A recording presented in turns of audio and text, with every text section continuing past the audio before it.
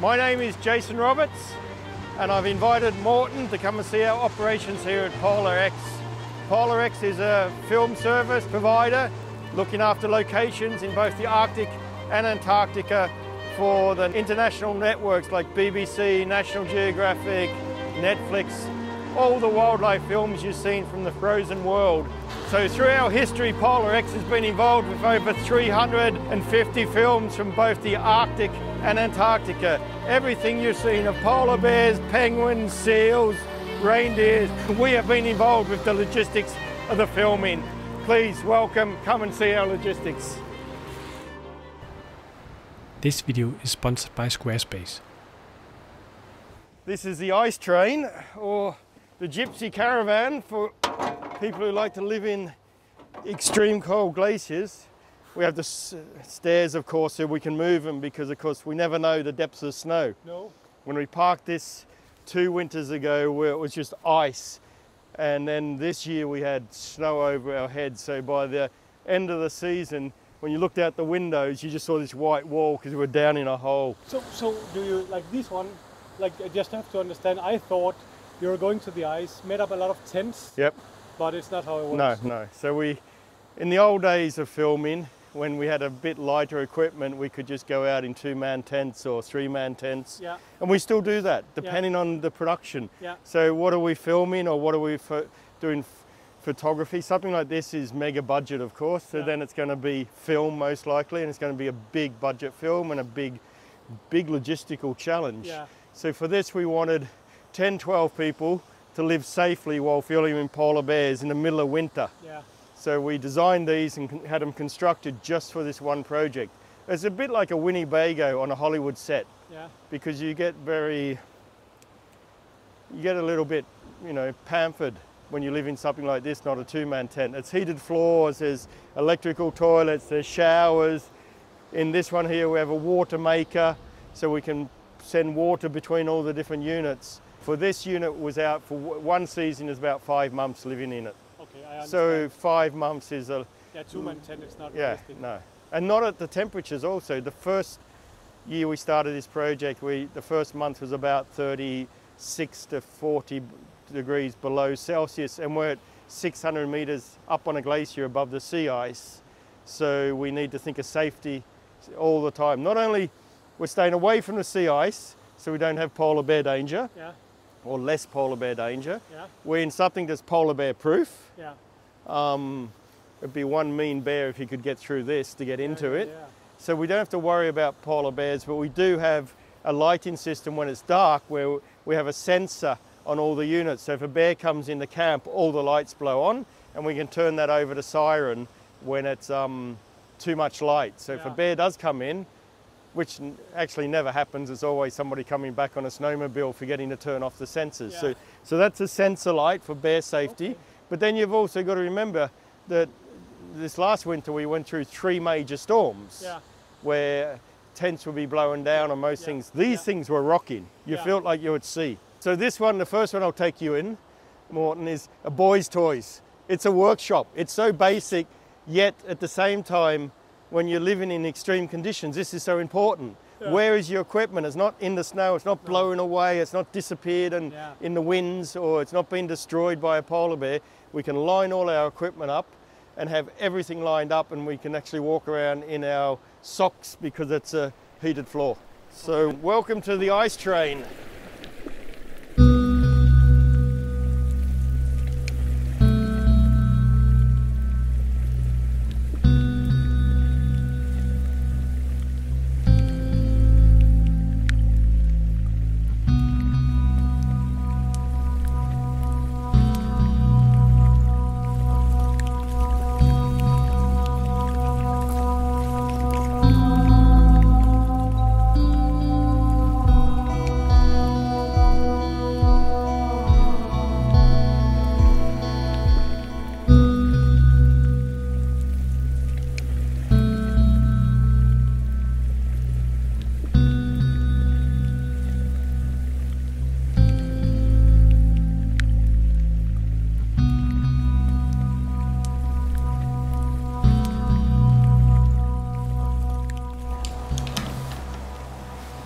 So this unit here, Morten, is basically, we call it the workshop unit, but it's designed also be a little bit multiple purposes. But the whole system was designed thinking, okay, we don't only do nature filming. We built this for one project, but we do a lot of Hollywood films. Yeah. So all the units can be lifted off the sleds, yeah. and we can lift on generators or grip containers. So when we do a lot of feature films for Hollywood or big drama series, where often lots and lots of people, you know, we could be 50 to 150 or 200 people. Okay. So then we can, this is kind of modular, can be moved around and changed. Okay. Yet at the same time, if we want to bring it down to relatively small but still big nature filming, it still works. So we can easily have 10 people nature filming with this system called the Ice Train. Yeah. And this one here is the Boys Toys Workshop, but actually probably more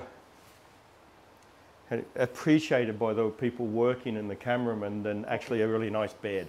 So we got nice beds, we got flowing water for showers, we got heated toilets, heated floors, but here is practical, and that's what you need when you're filming, is practicality. So this is where you have your hard disk arrays. So this is where we, along the side here, we've got the desk line, which we basically have downloading stations, and depending on the project, on the last project we had a rough editing station so we could edit as we're going. To be honest, if you're filming wildlife, you're too busy to edit much and you're too tired most of the time. So it's a multiple purpose. These doors open up out big, and there's a ramp so you can drive a snowmobile out. You can pull out this and you can fit a snowmobile here and lift it here if you need to do repairs in the field. We've got a whole toolkit and pressured air and hydraulics, so we can do any repairs we need to do of the snowmobile in the field. And then the rest of it further in is just storage, because what you need is keeping things out of the elements. Lots of storage. And practical storage. I mean, this here just looks like a net hanging from it, but when you come in with a face mask covered in ice and gloves, you just throw them up here and then they drip down and dry, and there's heaters on the floor, so then the water runs out the bottom. So your clothes are dry within a few minutes of being in here. These are actually, you call them I think in English you'd call them aircraft rails. It's like what's in the floor of aircraft mostly for locking seats. So your seats on your aircraft are locked into a system like this. But we've put them, we actually start using them on a lot of different things. Super simple, practical, but we decided we'd put them on snowmobile sleds, we've put them in vehicles, and we put them in the workshops here. We've put them in a few other different things, and we're using them all the time. It's just a lock-in system. You can get different things that lock in, and you can have them everywhere and lock down, because everything that's moving in the Arctic or Antarctic is not moving on a road. So the surface can be, some days you can be on a snowmobile and the surface is just like a cream cake. It's just so beautiful. And then you'll get the, you know, incredible winds and sastrugi, and you'll be like your brain is going to fall out because it's shaking and it's rock hard ice. So everything has to be strapped all the time. And it's also a good point for still photographers or cameramen, is that, you know, you can't just put your gear in a box and put it on a snowmobile in the Arctic or Antarctic, because, or anywhere you're snowmobiling, because you'll rattle it to pieces. You'll just have a box of screws at the end. So we got a lot of systems we made with basically protecting equipment for travel, more so than the cold actually, because equipment is so good in the cold. So we actually have bigger problems with transport in hard conditions. So this unit here, this whole bench here was a big, for the picture I showed you, was last winter was an editing station and a downloading station, because we're shooting 8K raw footage, and we just crazy amounts of footage coming in all the time, and it gives enough room for a few people. Also, we had a communication base here. We were going to have the communications in the lounge, but it's nice to be in the lounge and just relax and have the work thing here. What project was that? For the new Disney polar bear film, which will be releasing in about 2022. So we have a water maker, so this side here folds out, it fills with snow from the outside or ice. It melts the water and pumps it down into a holding tank through a filter system, and then from there we have depending on how many units we have out for accommodation, then it pumps basically an insulated piping system to the other shower units. So you've got running water and showers in the other units. Yeah. And here we have running water and fresh, I mean, really we can produce as much fresh water as we need. Somebody has to get the lowest ranking person has to go outside in a storm and shovel like this. Now I know what happens if I'm going with you. You can not shovel shit, but shovel snow into the water maker. Again, it's learning. Everything we've done here is built on all these decades of knowledge. The first unit we made didn't work very well and we burnt it out very quickly. If it was a smaller project, one of the units is just, we call it a 4-man unit. It's got a kitchen, it's got everything you need. We've actually got a 2-3-man mini unit that's lightweight, so it's also where you can get to with this stuff. But if we've got a major feature film, we can lift these off and put other stuff on the sleds as well. Using less time in domestic chores and more time filming is the aim with something like this. In one way, when you have so much logistics and so big logistics, it slows down what you're doing. Being very remote, you can also be in a 2-man tent or a tent system. You can have a big base camp tent system as well, but you've always got these things that people forget when they live in a normal household. They go to the tap, they turn on the water, they turn on the power. All these things that maybe your grandmother or great-grandmother didn't have and spent the whole time doing domestic chores. And you realize that when you're all of a sudden in a tent. Where does the day go? I have to find ice or snow to melt water. It's not a quick operation. And then you realize, oh, how much water I actually go through every day. And then you need to charge your batteries or you need power for something, so you have to start the generators and make the power and have the fuel for the generators. And all of that is, I call it domestic chores, because you turn on the power in the house, you turn on the tap, everything's washed and clean and done, you know, which we got in the Industrial Revolution it started. But when you go back to basics in the field, you go back to having to do all that. So part of this system here is trying to bring down that amount of time and make the cameramans efficient, that their time out there is spent just filming. So in this operation, with this here, the cameraman only films. He doesn't have to worry about boiling water and fueling snowmobiles and looking after power and battery charging. You know, we come in here, this whole area here was just battery banks. So we're always recycling batteries and we're going through so many batteries. So there's a constant cycle from one side to another of batteries. So everything is ready for the cameraman just to operate as a cameraman. So, and it's also very comfortable. And the other ones, the units, they look like this one now, or are there anything No, we'll go into one of the others, and we'll look at the accommodation, so you can see how we've become a little bit soft in our older ages. Let's go. Let's go. Awesome. Okay, come in, Morten. This is one of the living units. We've just been in the boys' toy unit, and this is just the practical living unit. So they're all slightly different, and we've designed them ourselves. So this is a 4-man unit, small kitchen. This we can run by itself. If we don't want a lot of running water for showers, we can just literally run this unit by itself off a generator, and we don't need the whole thing. So we can scale down or we can scale up. So yeah, small kitchen, toilet, shower, washroom, 4 bedrooms, and a technical room for power and everything. So actually with this, you know, you're quite a small operation, or we can go up to a mega operation. And we got half the year of extreme cold, everything's white, snow covered, and often we're trying to be efficient in what we're doing, not so much that it's comfortable in the luxury side. Yes, this is super comfortable. I mean, we walk around in our socks and it's a heated floor, but we're efficient. We get a good night's sleep. We're not worried about being blown away in the tent all night. We're not worried about a polar bear coming in the tent and destroying equipment or destroying people.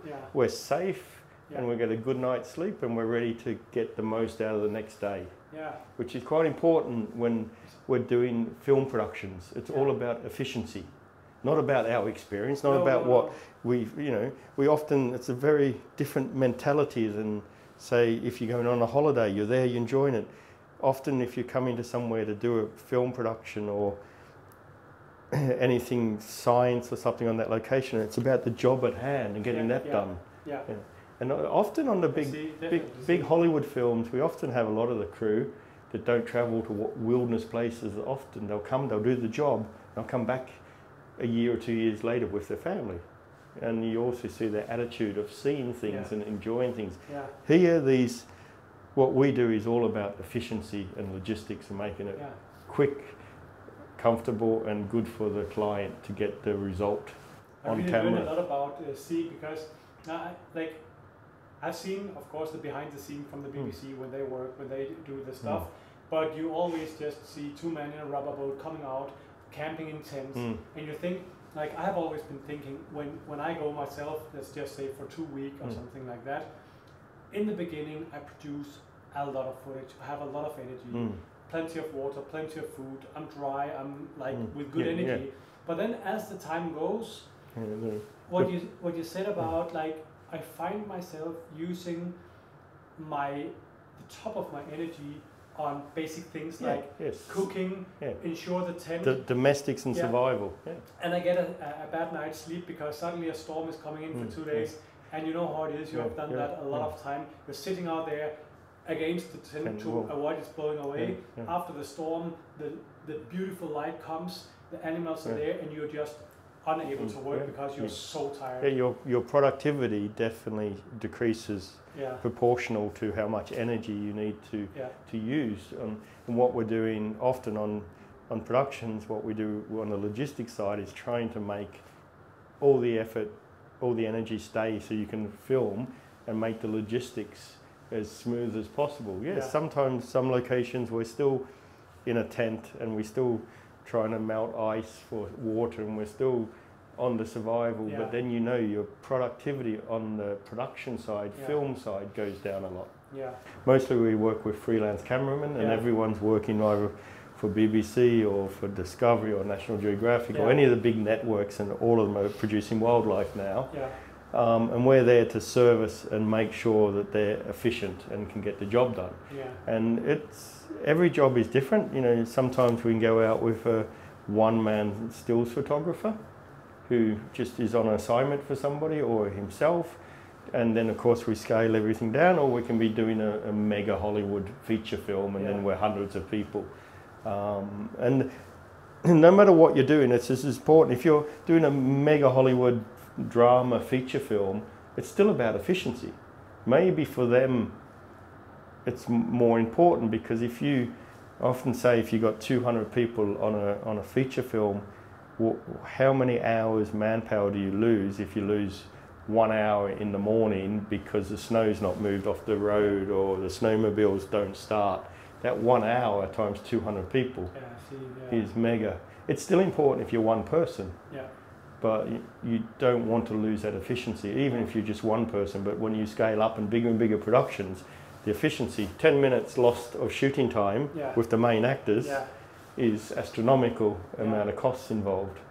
So, and you have done like over 300 on productions, well over 300 productions over the years.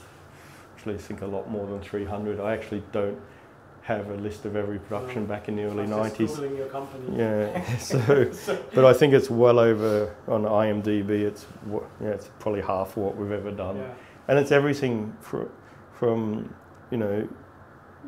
what we started doing and what I like doing, a single photographer just wanted to capture that image, all the way to hundreds of people for a drama series or a feature film for Hollywood, or just a sequence for a feature film. And it's completely different. It's astronomically ranged, because we might go out to do a BBC nature film and we'll be maybe one cameraman and 2 logistics support. That is quite often, we're often working with one single cameraman who's obviously entrusted in doing wildlife and is in the top of the world of wildlife filmmaking. We have 2 or 3 or 4 people to support that person, or we can go out and we can be 150, 200 camera crew on a mega feature film with makeup artists, set dressers, carpenters, electricians. I saw some of your trailers. It's just for people to know before we move on. to probably the office to see all the stuff. Like just in the video description, I'll put a link to not only the channel from PolarX, where you can see all these trailers, or some of the trailers, but also a link to a few like IMDb, where you can actually read much more than we are going to tell, because if we had to go, or if Jason had to go through the list of things he has done, we would probably not be done before it's getting dark outside. So I'll leave that up to you. Go to the video description, check out these things, because it is truly amazing and more than what I could ever dream of. Like some of these assignments, some of these productions is just out of this world. So yeah, I don't know if we should try to have a look at. We should look at the rest of it. Yeah. I love that. Boys' toys. Yeah, I love that. I love the room and all the stuff. Every woman loves it when their man moves the stuff out to the garage and organises it. That's what you have done. Yeah, so, it wasn't a woman who pushed me to move it out to the garage. It was efficiency for filming. But let's go have a look. Yeah. Okay.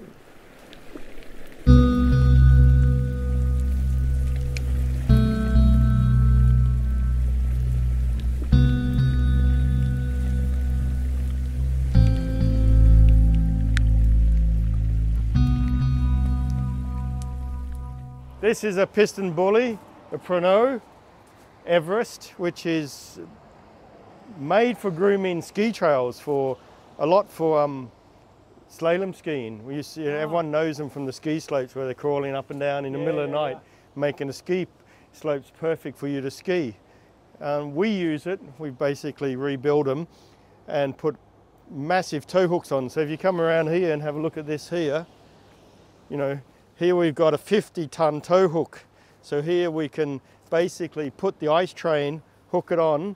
We're actually going up the valley. We're driving with 2 or 3 sleds behind us, all hooked onto here.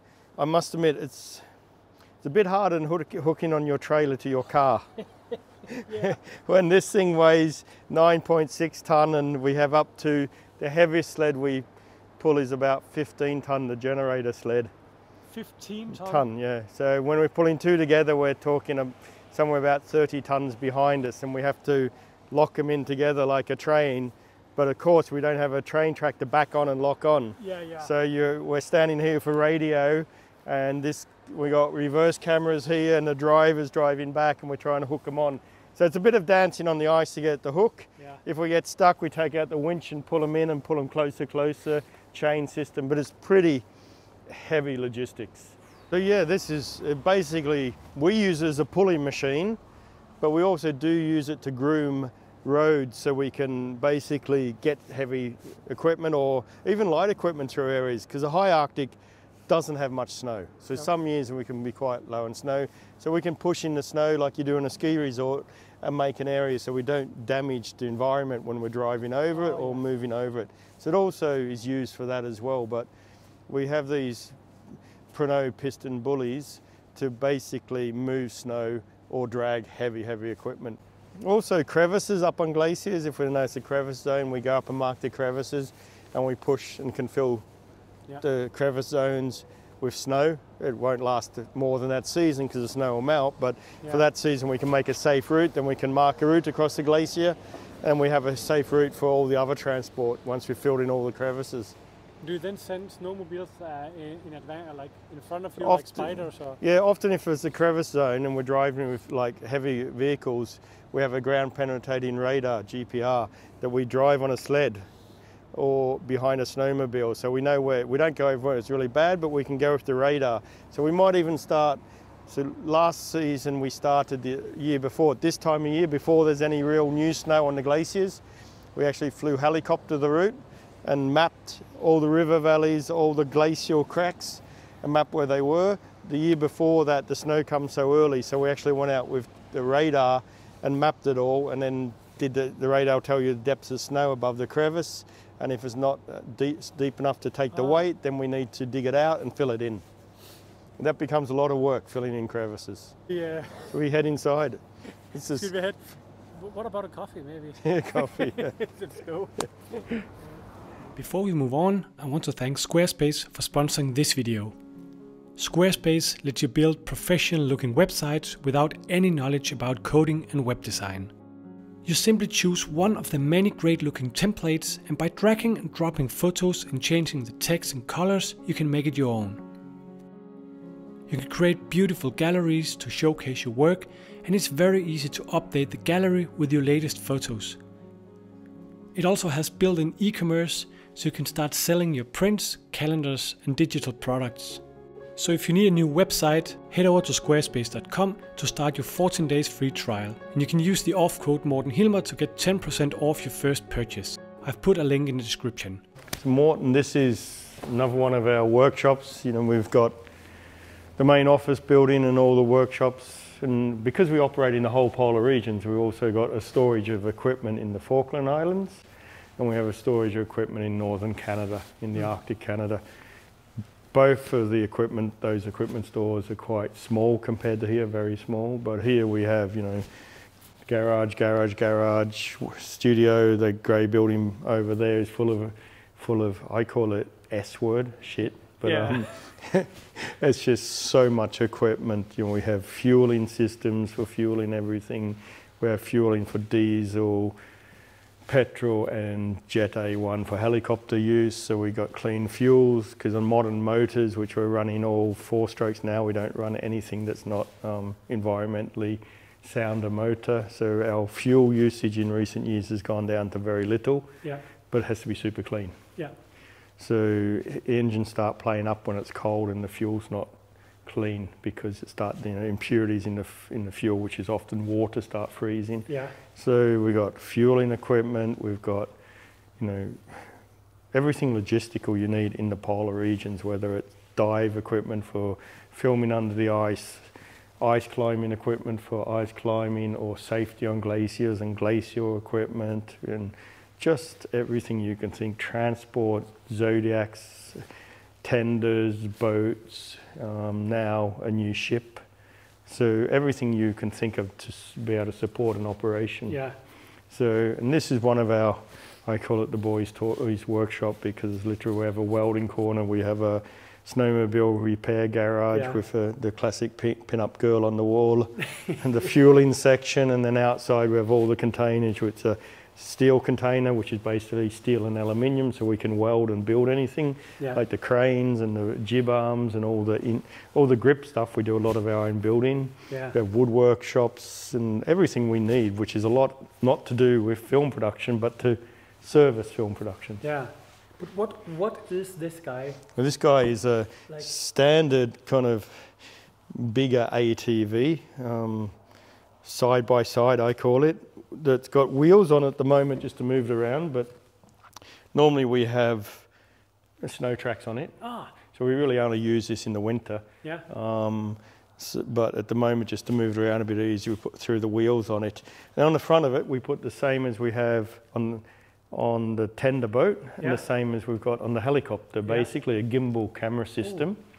So again, we don't normally need to do anything high speed or anything if we're doing wildlife. But if we're, for example, going to use this on a Hollywood feature film or drama series, we could chase a car down the valley and be out in the road, or we could chase a dog sled and move around it. So if we're going to shoot a drum, or say, we use this in a horror film recently as a camera vehicle to get the shot.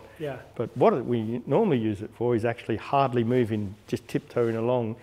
This one is actually 4 seats, where we move the seats back. Behind is all the powering system to power the camera, not the vehicle. And then at the front, we put one side is the camera operator, the other side the driver. Both of them, camera operator literally sits with a 19-inch monitor and a blanket over his head, so he doesn't see the world. And the driver has a smaller monitor.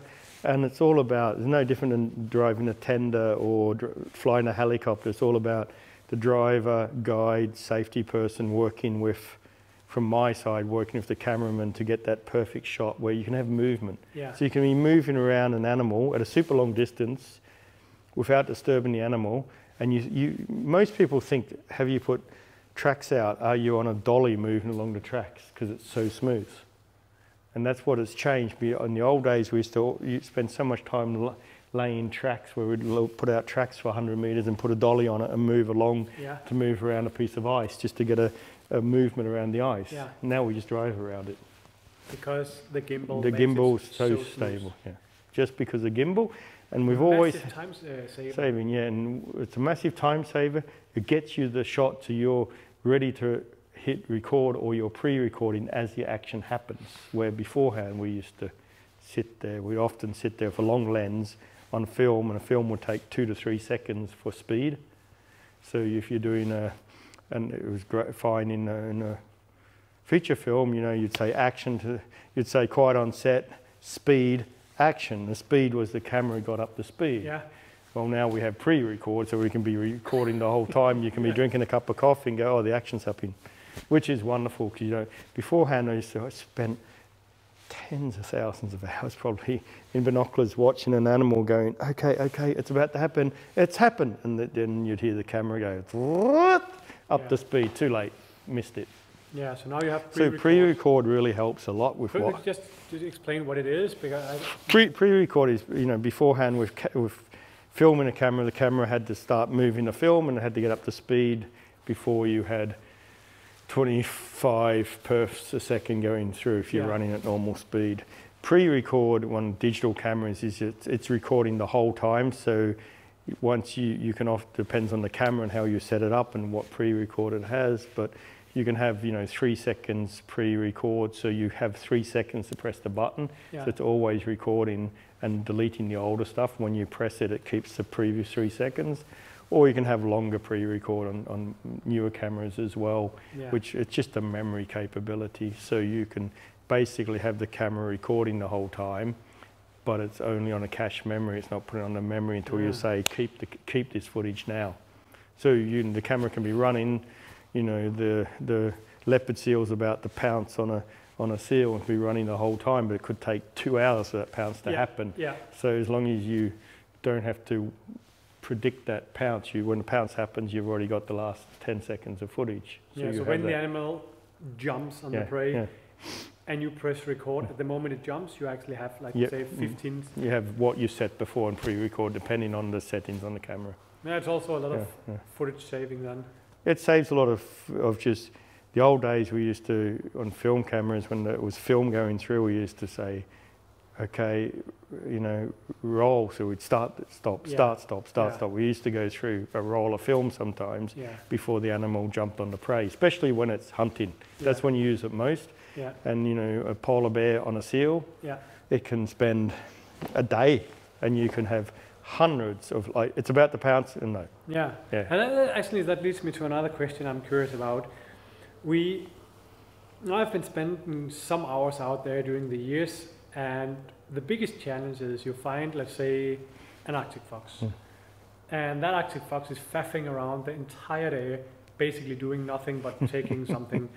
And let's say you are dreaming of the moment where that Arctic fox is waking up from its sleep and, you know, yarning with the tongue and then scratches. That's what you want. And, you know, I've been lying there for many hours watching a fox sleep while I'm being either frozen my toes off, having to piss in the snow, having to, you know, like killing mosquitoes, and then I leave before at some point. Like, how do you, is it 2 photographers taking shift? How many hours are you spent, like? That varies from project to project or production to production, you know, how we can do it, and also what logistics support you can give. Do you have enough space for everyone to sleep if you're going to be double crew? But what about a polar bear coming out from the den? That's a mystery for me. Yeah, that's one of the hardest things, because I call it the variables. You know, often to get something to go right, you need all your variables to line up in your favour. I think one of the hardest things is a female polar bear coming out of den with cubs. You know, there's so many variables, and if one goes against you, if she comes out, it's a storm, it doesn't matter, you still don't get it. You know, if she decides to come out when it's shadowed because, you know, the mountain range, or she comes out and, you know, she's a bit skittish and she just takes off and goes the other way, or she comes out and unfortunately her cubs have died, you know. There's not a million, but there's, in polar bear denning work, I think I calculated 9 to 10 variables, and all of them have to be on your side. So, and that's when it goes back to, you know, your fox and waiting for it to have the action, about having patience.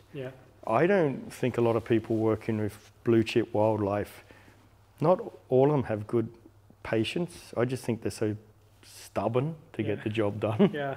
I don't think they're patient at all. They're just like, I'm not giving up until I get this. But do you have then like two for, let's say, for the planet Earth, things to happen? Yeah, so sometimes we do that in recent years. We didn't in the older days. We basically we were a cameraman and one or two, well, in the old days, a cameraman myself, or myself as a cameraman at the start when I did a lot more camera work myself. Yeah. I was just alone. Yeah. And then, it's got bigger and bigger and more people. And also the equipment's got bigger, so we're more people. So we increase more the logistical support than the cameraman. So the cameraman can just be shooting and not have to do domestic chores and help with anything else. He can do purely there. And that can often mean if you're in a tent camp on the ice that you might need at least a camp manager and 2 guides to look after 1 cameraman. So that's 3 for 1. If you want to increase in that, then you can say, okay, depending on the time of year, the light conditions, what you're trying to film, sometimes we do actually have multiple camera covering the same thing. So when one goes on duty, the other one can go off. With transport like in a shift system, shift system, which is really hard to do in the high Arctic because of the light change. Yeah. Are you doing shift in February when it's going to get, or March when it's too dark at night anyway to film?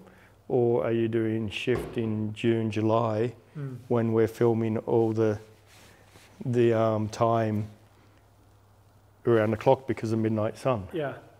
So it's quite hard to kind of balance that out as well with weather, light, everything involved. But yeah, often in today's world, the last production which is not released yet, which is for Disney Nature, it's probably one of the things that I'm most proud of. Like Frozen Planet was another production I was quite proud of. I think when this Disney Nature polar bear film comes out, people will be blown away by it, but people of the normal audience will be totally blown away by it. Somebody like yourself who understands how it's done, you'll be having all these questions like, how do they do that? How do they do that? How do they do that? Don't expect the phone call then.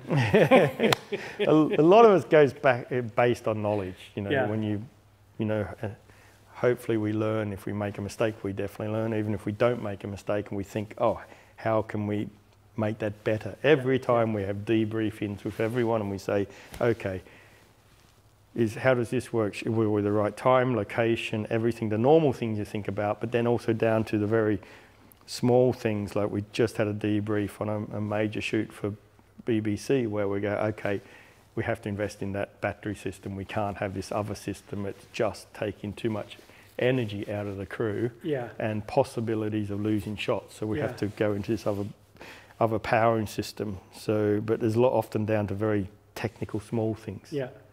This, in this vehicle, for example, after the winter use, we worked out, okay, we have to weld up some brackets to just give the operator another 10 centimeters because he's operating joysticks on the camera because the camera's on the outside. Yeah. So the operator's been too much like this, which has been hard to operate. So they're all the small things, but if you debrief at the end of every project and you fix those little things, then the next time, hopefully you can lift the bar a little bit more. Yeah.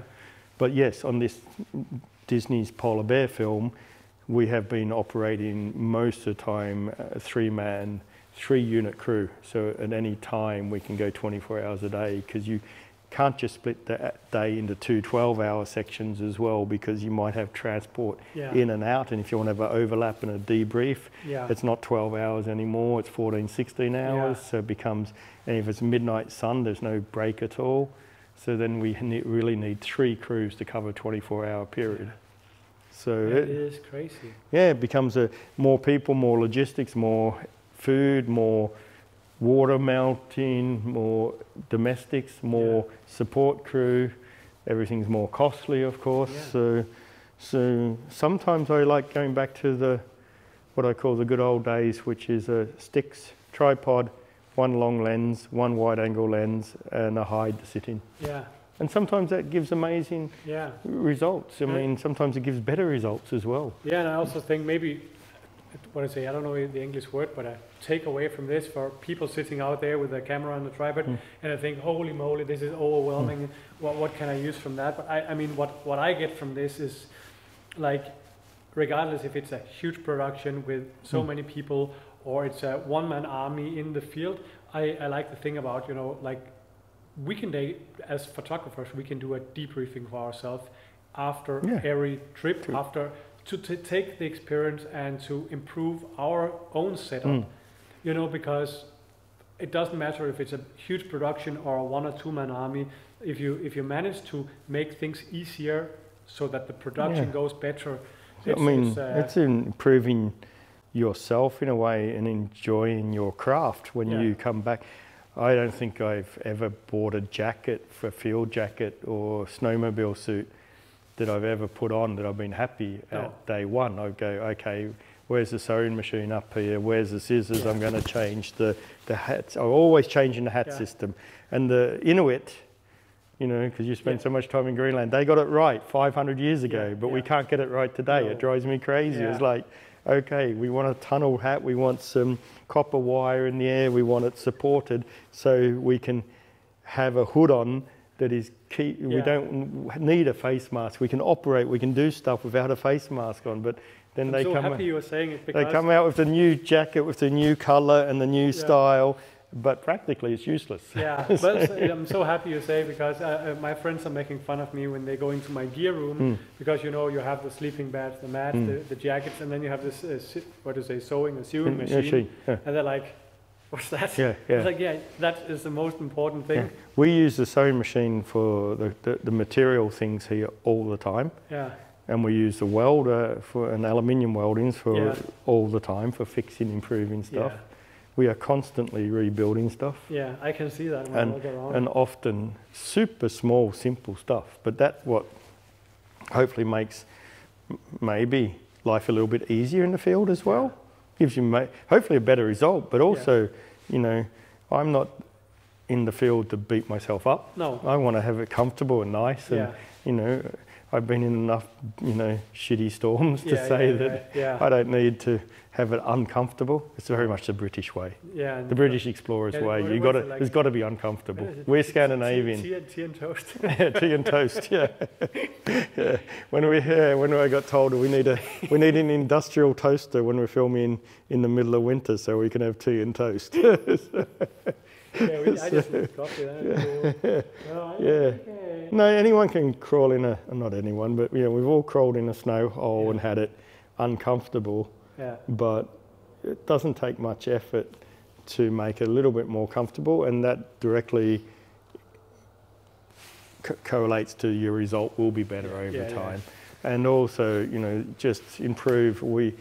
I don't think whatever subject we look at in PolarX that we haven't go every single time, okay, how do we streamline it? How do we lift it to the next level? How do we improve it? Some of the really even mundane small things. Just super small things. If we do that for the next 10 years, it won't irritate us each time, and it'll save a few minutes every day of effort. So. Wow, this is amazing. I think maybe we should go to the main office building. Maybe have another cup of coffee. Have a coffee. Maybe we go get a coffee, but don't fall over a whale fluke. Because what is it for? It's a whale fluke. Of course, it's not a real whale fluke. It's a rubber reproduction whale fluke. It's very heavy. It is for a drama. It was used for a drama series. So this is not how the planet Earth are made? No, this is not how planet Earth is made. It was made for a BBC drama currently releasing around the world now called The North Water. And there's a whaling scene in it. Of course, there was no animals harmed in the making of that film. We did not kill any whales, but one of the colleagues working with me was nearly killed with this swinging in the air because it's so heavy. It is heavy. It's heavy. So we did have the full whale, actually. It was parked next to the road, but I had to get rid of the full whale. We're going to hang it from the roof just as decoration. Yeah, that's a good idea. So, together with the kayaks and the ropes and the boxes. And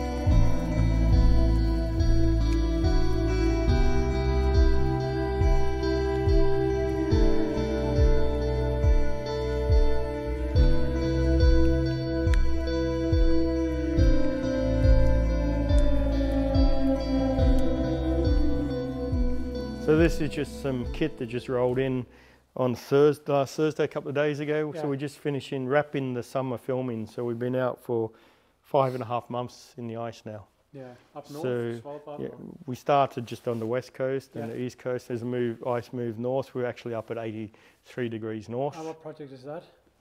What project? What project? There was different projects. We come back a couple of times. Okay. We finished shooting the Disney Polar Bear film, which will be released in 2022 on Earth Day in the States.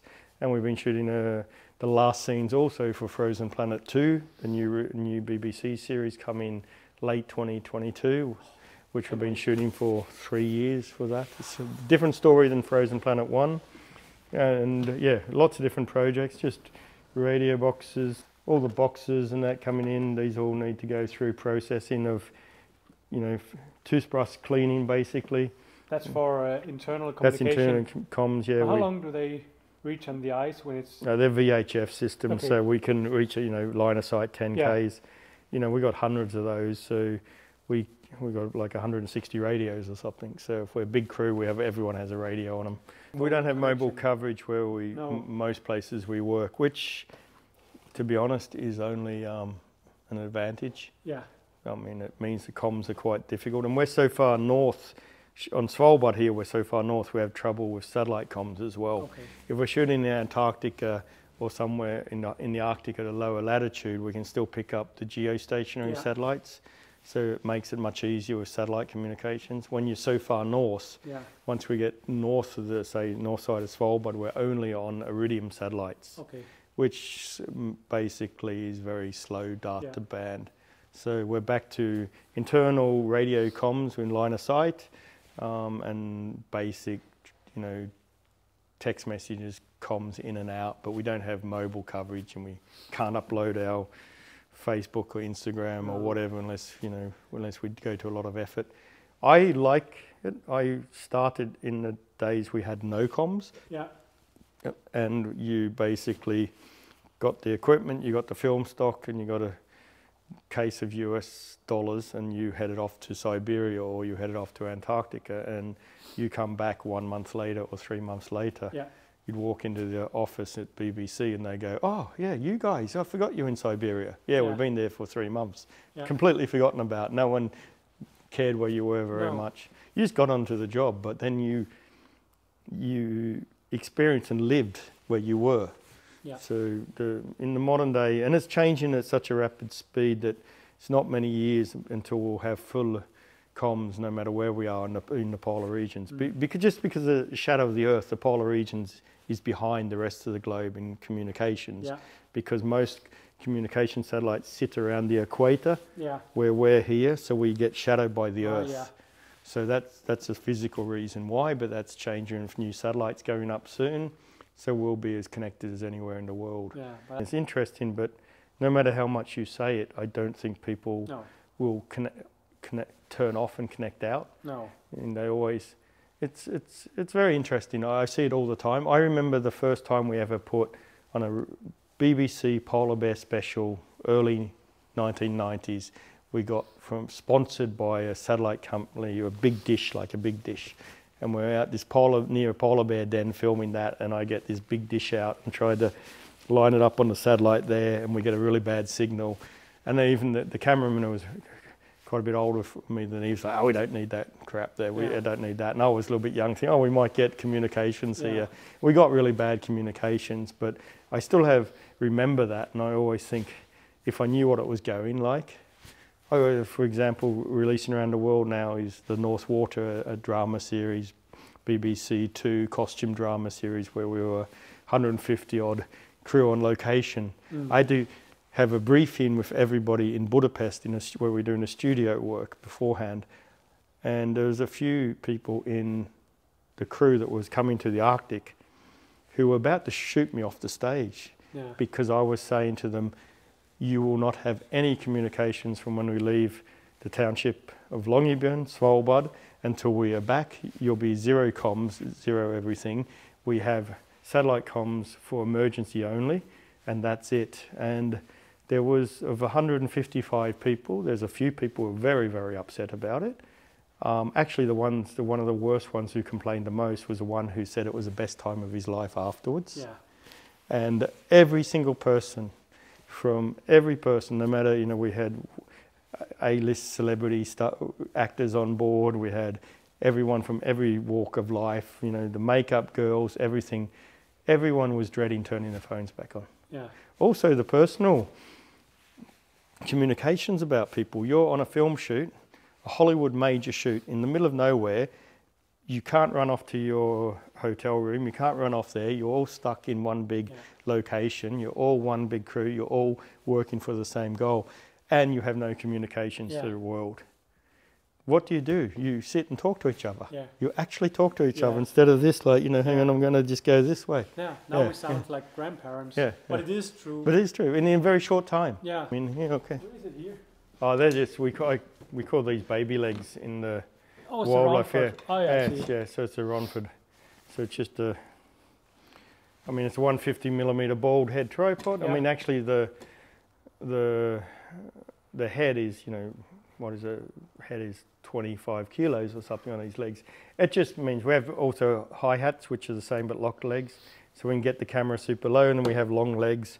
So a lot of the stuff we do is pretty heavy grip. So we do a lot of work on we have a lot of grip equipment for heavy cameras. Yeah. We have actually very little for light stills cameras now. It's all big heavy tripods and that. Cranes, dollies, jib arms.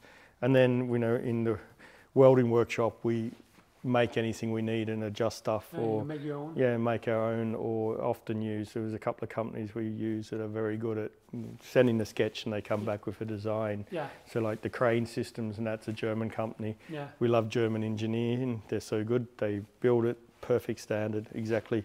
And you know, I don't think there's anything I've ever made where I said that's the final version. No. That's quite irritating at times. Yeah. But as always, if there's even, as I said, if there's version number 10, there's 10.1 coming out. Should we go grab a cup of coffee? We should definitely grab a coffee. Gear. So I just saw a photo of a boat coming in. A camera was like on some kind of crane, and I thought, what is going on? And apparently this is the beast. Yeah, this is one of the Gimbal boats, we call them. We got actually a few of them. We started this many years ago with the idea of when you're on a maritime environment and everything's rocking up and down. Years ago, you know, we could hardly shoot. We had to have dead car motions, and we started having stabilized cameras in helicopters with gimbals. And you know, now we got gimbals on our phone. But you know, 25 years ago, a gimbal was a massive XY axis of steel spinning, and it would just hold something from moving too much. Yeah.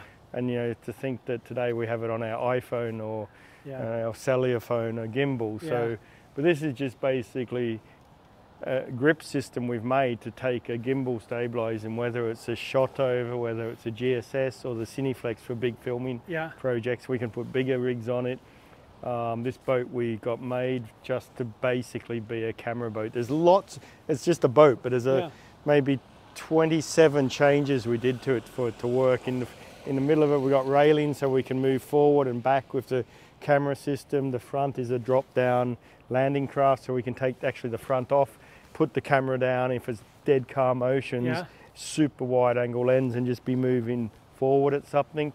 What we mostly use it for is wildlife filming. Yeah. Some Hollywood feature films and that, but for wildlife filming we can have, say, the CN Canon 50-1000, which on a large size chip still gives you a super long lens. Yeah. So we can be half a kilometre away from the subject, which also gives you what I call the matrix effect. When you got a subject and something behind it, you can bring it together, you can move around it. So in motion it looks really, really amazing. You think, Jesus, that iceberg behind the seal is so big, but actually we've compressed it all on the lens. So it's a few film tricks.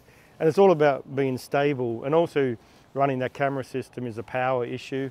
So we've got power bank systems we've made, which we always, every time we make version 5, then we go, bugger it. Version 6 is up here. Yes. Or version 10 is up here, and version 11 comes. So continue to continue, So this is the third boat in a row we've had just built to take cameras. and we're already now thinking of the next version. So how, like, there's one thing, I remember I saw a movie of a blue whale, I think it was, like you're just above the blue whale. You basically saw the eye and everything, and then that shot, you're like zooming out from the whale. Back, yeah. And I thought, okay, that's just a zoom, until the point where it was like a huge landscape. Ocean, and I thought, like, what kind of lens can you do that with? Yeah, how is it done? Again, that's where everything is so specialized. So previously we only shot aerials with helicopters. We actually had drones before drones. We had remote control helicopters, which there was basically 2 operators in the world operating that service with a camera in it. There was a PolarX, which comes from the Second World War. Because the PolarX only took about a 90-foot magazine, so it was super light for a film camera, and it was 16, not Super 16. So we put those in remote control helicopters. So it's this constant, and then we got the drones today, that are amazing. I think 30 years ago, we had the remote control helicopter, which no one stood near it because that would definitely kill you if it hit you. And it had an old camera from the Second World War. So you keep moving. So, but sometimes you still go back. So drones will never take over from helicopter aerials. No. But also helicopter aerials cannot do some things that drones do. And that mega pull out, that mega forever distance pull out, I don't think it'll, at the moment at least, we're still a long way away with drone technology before you'll be able to do that so smooth. So it's done from a helicopter? That's done by a helicopter. With like a super zoom or something like that? Yeah, we have quite a long zoom. Depends on, I think that then was back in that HA42 lens, which was a very long zoom range on it and still fairly wide at the back end of the lens. So there's 2 things. If the blue whale was here, we're tight on the blue whale, the end of the lens, and this is where it's the work between the pilot and the operator. So we're at the very end of the lens, probably with the doubler on then if we're really tight. And you start pulling back on the lens, but at the same time we're pulling on the collective, so we're slowly rising in the helicopter at the same time, so you don't get a jerk in between. So as you're pulling back like that, the pilot's going slow, and you don't want to curve like that, you want a slow curve. So he's pulling back on the collective, and you're just saying a little bit more power, a little bit more power. So as your zoom is staying the same speed zoom, your helicopter is going faster and faster and faster back and climbing. And then you can end up with a relatively not so wide a lens, but you're so high, and you leave your subject on planet Earth, which is an amazing shot. And at the moment, a drone can't do that. No. So, but maybe, drone technology is shooting through the roof. Maybe it can. There's certain things where you can't get in with a helicopter, or you have rotor wash where a drone can do the shot. So I don't think that anything, when drones come along, they said that was the end of helicopters and aerials. But, drones have still got a long way to go to do a lot of stuff a helicopter can do, but then a drone can do stuff you could have never done with a helicopter. But this was, this has... The original idea of it and it's not so long ago in time also, so we're talking putting the gimbal off a helicopter on a boat with long lens. We've always done it with wide angle, but what happened was that the technology come along that you had a gimbal on a helicopter and it was a super wide lens. And then a technology for stabilization come along, and then you could have a super long lens, so then you could use it with wildlife. So not you just... couldn't do that before? No, beforehand you used it for feature films and Bond films where you chased a car and you were really tied in. The helicopter was a car, and there was a helicopter on top of the car, wide angle lens, stabilised, shooting at full speed.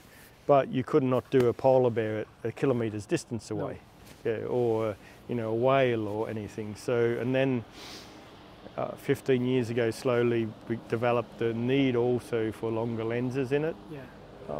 More for news and TV coverage. I call it O.J. Simpson. Chasing O.J. Simpson in a Bronco through Los Angeles, you need a long lens, not a wide angle lens. So I think it was more the news, wanting a smaller camera, longer lenses. There was a big market for it in early 2000s that it was developed, and then all of a sudden went, we can use this for wildlife. Still, if you're doing a Hollywood action film, you probably still stay wide angle, close in with the helicopter. So it's quite interesting if you shoot feature films, dramas, you're tight in there, you're wide in tight with the actor if you're doing it with the camera, or if you're with the helicopter, you're right in there where the action is, hovering, doing stunt, what a lot of people call stunt work with the helicopter. Yeah. But you don't get any other shots other than the shot on the plate. And the first time I ever put a long lens in a rig and we went off flying to do wildlife, we were just flying from A to B. We're like, oh, that's a beautiful shot over there, that's a beautiful shot. We were shoot there, shoot there, shoot there. Yeah. And also the effect of bringing things together gave a different look as well. Yeah. But it allows wildlife to also not be disturbed. Yeah. You can film animals, you know, mating, fighting, suckling the cubs, and they don't even know you're there because you're sitting in a helicopter, but you're sitting so far away. Yeah. Takes a bit of knowledge. It takes a lot of knowledge doing wildlife. It helps if you understand aviation. Helps to know that if you've got the 30 knots wind on the nose that you can't, and you want the reverse shot. Yeah. That in a helicopter you can't have 30 knots on the tail without losing stability. Yeah. So there's a, you know, I'm a pilot myself, so that helps a lot when when you understand the helicopter and you understand the animal. So to do good aerial behavior from the air, you need to understand the behavior of the animal. Yeah. You have to understand film, and then a little bit about aviation, so you don't tell the pilot to say left rudder and you start left rudder and it starts shaking and it destroys the shot. Yeah. So look over, look at the instruments, okay, 30 knot wind that direction, okay, we right rudder around here and we got the shot, we're not going to lose the shot. So that helps quite a lot. But we've been, as a company, been doing aerials since we existed. We started with these bungee cords out the side of a helicopter holding the camera on the door, you know, to now big rigs and working on different systems. So, but this, we took it off, actually, for the first time on a boat was late 2007. Yeah. It was actually for Frozen Planet series for BBC. We took the camera off the helicopter, put it on an old beat up truck up the road here, tested it, and then put it on a boat, worked out a powering system for it. And now it's quite common, everyone does it. Yeah. It's expensive, it's costly. You need a mother boat to put the tender on, you need operators, you need all the equipment. It's very, very expensive per day, but it gives amazing results. Yeah, I mean, you can just, I feel you can get to the eye level. Yeah, and the reason for the jib arm is, you know, when we first put it on a boat for Frozen Planet, we had it on what was called a unimount, just fixed rig. Yeah. And then you realised, oh, it'd be nicer just to be at eye level. Yeah. And what's eye level is the bear's at eye level there if the polar bear's walking on the sea ice. Yes. But then the bear gets in the water and the eye level's down here. Or the bear goes up through massive ridges of pack ice and you want to go higher. So you can actually, this one can actually get... So this swings over here and that's why it's got a bumper rail on it. Yeah, yeah. And the camera, the water line's here. Yes. And just in case a director is asleep on the arm of the crane, we have a 10 centimetre margin. I don't want to be close than 10 centimetres to the water. No. So the camera's here and you could have a 50 to 1000 mil lens with a doubler on it. So you've got amazing kind of zoom capability. So you can have a bear swimming and the bear's eyes 5 centimetres above the water line and you're at the same eye level as the eye is of the bear swimming. If the bear comes up on the ice, you can move the crane up slowly with the polar bear as it comes out of the water. So you can do a rising move as the boat's moving. And this boat, we've put electronic bow and stern thrusters in it, so when we slow down, because the other thing is many animals are going slower than you can go at your speed, so you need to be able to slow down.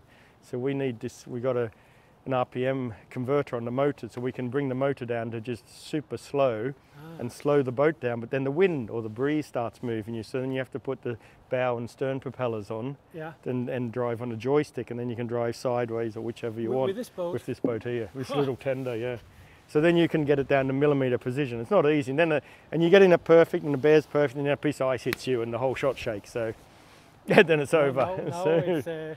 Now, besides this is very exciting. Now we know why it's so difficult to compete with these guys when we are going out in our tent with our 600 millimeter. But at the same time, I think it's extremely exciting to hear like how this is done, because I like, of course you see a few clips, but also goes back to the basics. If you've got a 600 mm lens, it's better you'll get a better shot if you understand the behaviour of the creature you're shooting. Yeah. It's no different than the operator and the driver driving a boat. It's quite important here that both have a monitor, we're watching what's happening, but also going, okay, that bear, for example, because we film so much polar bears, I always go back to bears, that bear is about to hit that ice floe. When it hits that ice floe, it will probably push at a faster speed to get up on it. So your driver might have to go, okay, I'm slowly increasing the speed by a millimetre as we're getting it, and the bear's up and you're at the same speed when it gets on the ice. And that's back to just knowing your subject. Yeah, but the cool thing about this is, like, I'll come back a little later, point about a few questions about equipment and staff and stuff. But here you have like a boat operator that is specialized in that. You have a camera operator that is specialized in that. You have the rig operator that is specialized in that. And you have, like, I mean, it's so many specialized people who are some of the best in the world to do their specific job. Yeah, that makes it easier to get to result. But and also we do on the big nature productions. We're a small group of people in the world who work with it, and whether you like us only work in the Arctic and Antarctic, it's even smaller, but you know, some of the producers and cameramen go back nearly 30 years. So, you know, the cameraman who we shot a major sequence with today, we might have done something back in the mid-90s, which we thought at the time we can never do better than this. So hopefully you learn from mistakes. Or learn from what went right as well and go, okay, we can make that better. So, but it is extremely specialized. It is. But then it's trying to lift the bar each time. Before we go in and look at the camera stuff and stuff, all the equipment, should we go and have a look in the garage? Another boys' toys garage. Yeah, let's go. Let's go.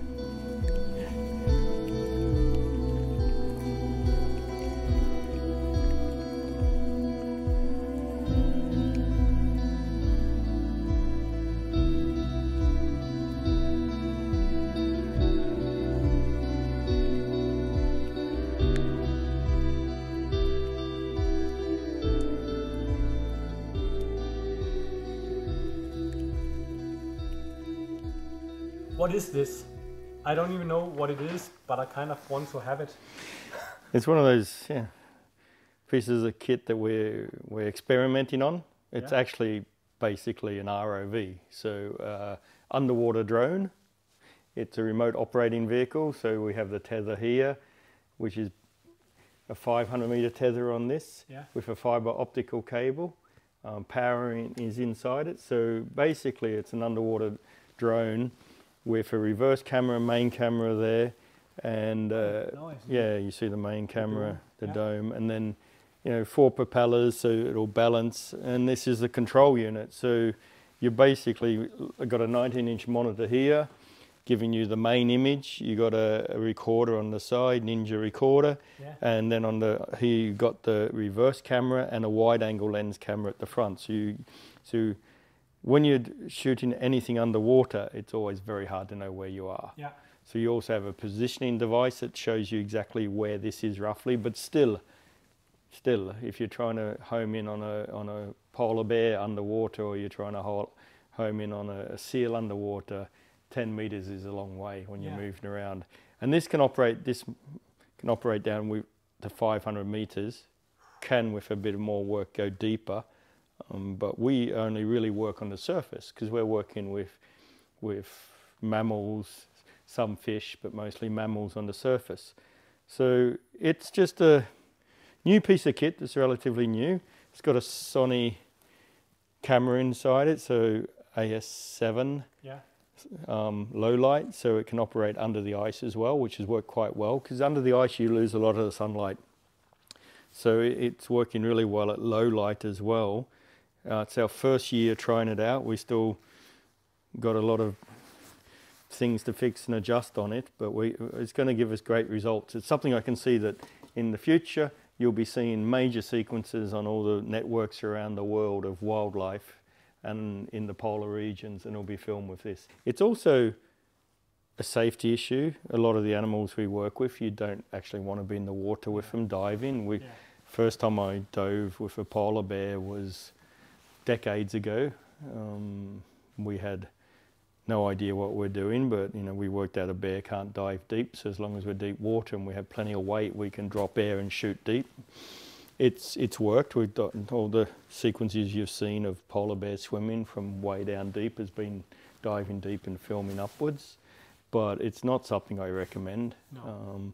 There's too many issues, and also in today's world of health and safety, with general diving operations, it's become a bit too much paperwork and bureaucracy, that it's easier. But the other thing is the speed. It takes you time to get in the water, it takes you time to position when you dive in, you might need to use rebreathers because the animal's scared of your blowing bubbles of air. So then rebreathing becomes another level of diving, or multiple gases diving becomes another level. So this is, basically a two-man operation, boat driver and operator on the camera. If the boat driver's helping, you can get in position, you can get in the water, you can have birds feeding at the ice edge, which come in, they'll feed and they'll leave quickly. But if you're going to spend too much time to get in the water ready, you're not going to get the shot. This is in the water, it's there quickly.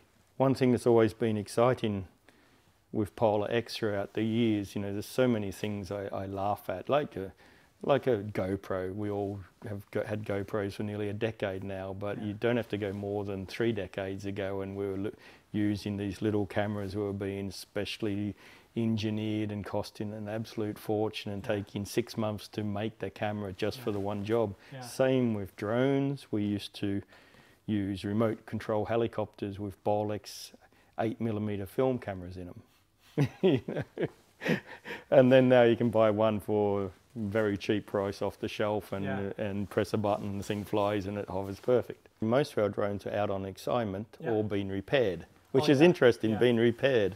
So actually, at the moment, I don't think we have a single drone in the building at the moment. No. But what your audience might find is quite interesting, that a lot of the stuff we do, you don't need to have mega amounts of expensive equipment. Personally, I would, if it was just my personal choice, I would go back to being more simple, just a tripod, the sticks as I call it, and a long lens on it, and a hide, and sit there and listen to the BBC World Service, drink a cup of coffee, not tea, and sit there with a long lens and enjoy and understand the behaviour of the animal, which will give you the amazing shots. And the weather and light. But so on drones now, we've used everything from the early days a couple of decades ago, remote control helicopters with PolarX cameras, which come from the Second World War. They were made for propaganda and films, very small camera, the smallest camera you could get, which is a film camera, all the way through to the first drones that come out, which we mostly constructed from buying parts. And actually, that's not too long ago. No. It's less than a decade ago. Yeah, it is. And then those first drones all went, belly up, topple up, into a mountain, into the ocean, into something. Terrible results.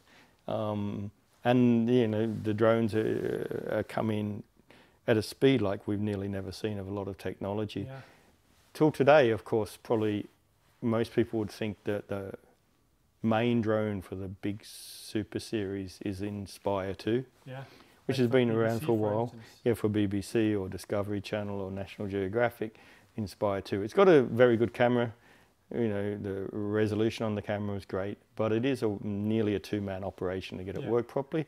And in the high latitudes, we've had a lot of issues with them.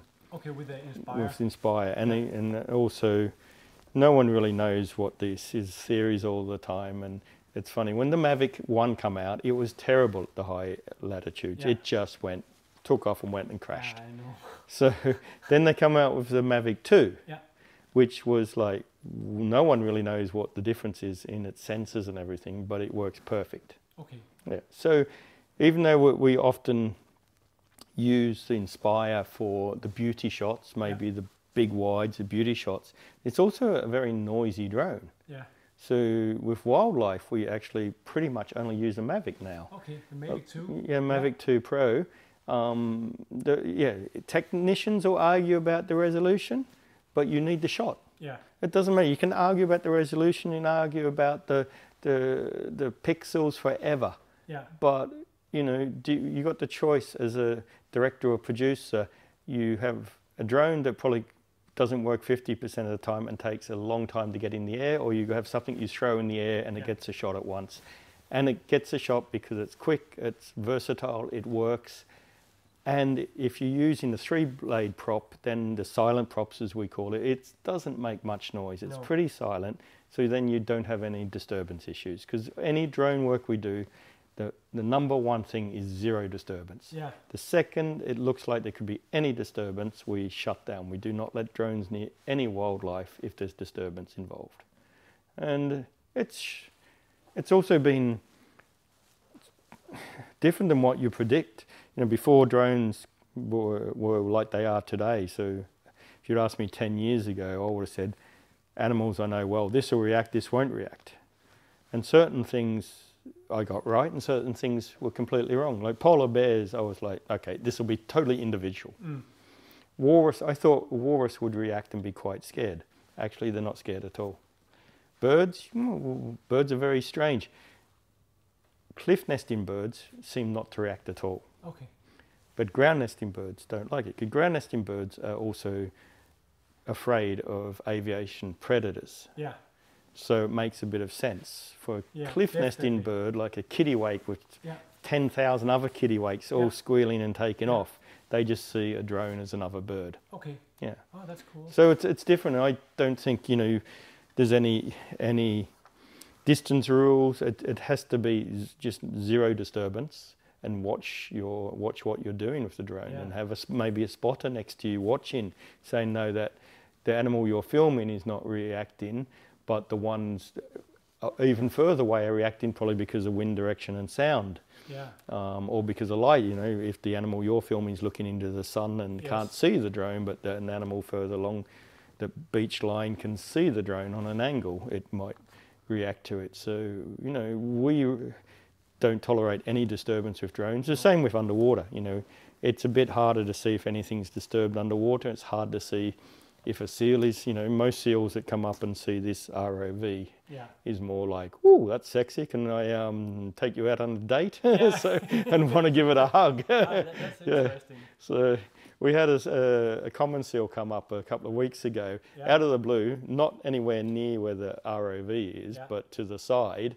And had this hanging through its mouth like spaghetti. Like, look at the spaghetti I got, which is a fibre cable, but didn't do any damage to the fibre cable. But you could see it's like a naughty face. It was like, I've got this spaghetti, I'm out of here. So, it's an expensive piece of spaghetti. Yeah. I find it quite interesting with you're talking about the Mavic drone, because last time I upgraded my drone, I thought, okay, if these shots needs to go into some kind of production, you know, I was like, looking at this one compared to that one, you know, and you close-ups and going into a pixel level, and I think a lot of my colleagues are doing the same, because we all think that when the BBC go out, it'll be these matrice, creatures. Yeah, and you think this, like the Mavic, is just a toy? And it's fun to hear that you. I think in wildlife sequences, most of the stuff we've shot is all on a Mavic recently, since it come out. The matrice or anything bigger, octocopters, we've done lots of work with octocopters and bigger stuff, but there's a reason for that. If you're going to go into doing, say, CGI on the work afterwards. What is that? If you're going to work with the image, like computer generated. Yes. So if you're doing a Marvel film, for example, and you're going to go in and do a feature film, work on the image and if you're going to use the image as, say, a green screen image behind some actors, there's a reason for putting a red on a multicopter drone to get the shot. But that's probably different type of filming than what your audience is interested in. If we're doing a Hollywood film, we will have a mega rig. You know, we've had some really big rigs out there, and you think, well, we just use a helicopter. And there's a reason for that. If the footage that's captured is going to be used in green screen, for example, or you need that resolution.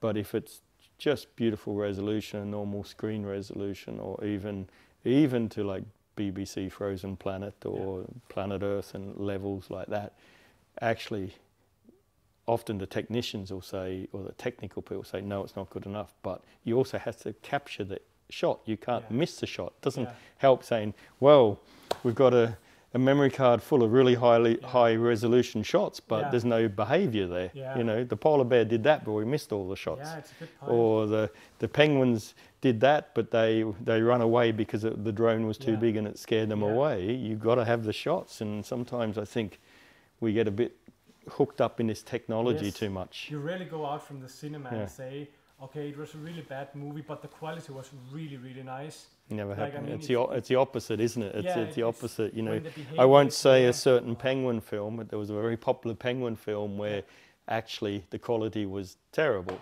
but the storytelling was amazing. What is it, March of the Penguins? Oh, I wasn't going to say the name of a penguin film, but a penguin film. Yeah. But if you look at the quality of the shots in it, the quality of the image,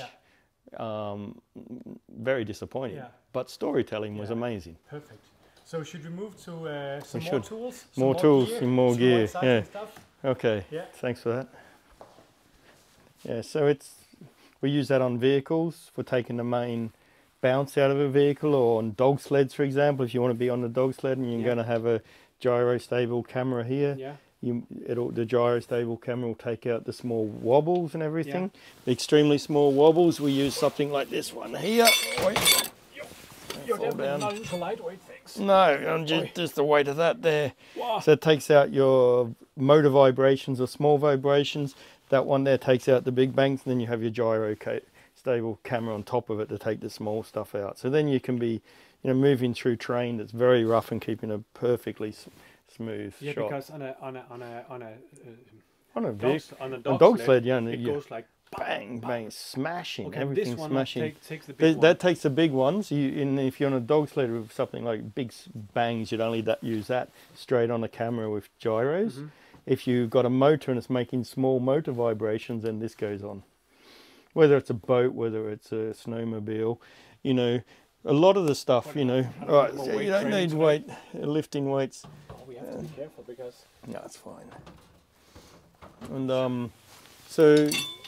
Yeah, a lot of this stuff, jib arms, very, very big jib arms, dollies down in the other workshop, or that's all heavy grip for feature film work, which in recent years has kind of pushed a little bit into the wildlife filming. So to keep lifting the bar, doing more amazing shots, we have to go back to what I say with knowing the location, really understanding the subject, the animal. Yeah. But also then you can take a lot of technology with you, whether it's a small drone, it's really practical, or you can also set up shots that are maybe less practical and maybe what you'd normally do in a Hollywood studio, for example. Yeah. And put that. So that started actually in Frozen Planet, the first Frozen Planet series. I think that was the first time we went to cinematographic filming. I think before Frozen Planet, which released in 2010, we shot from 2008, 9 and early 10, so we shot for 2.5 years.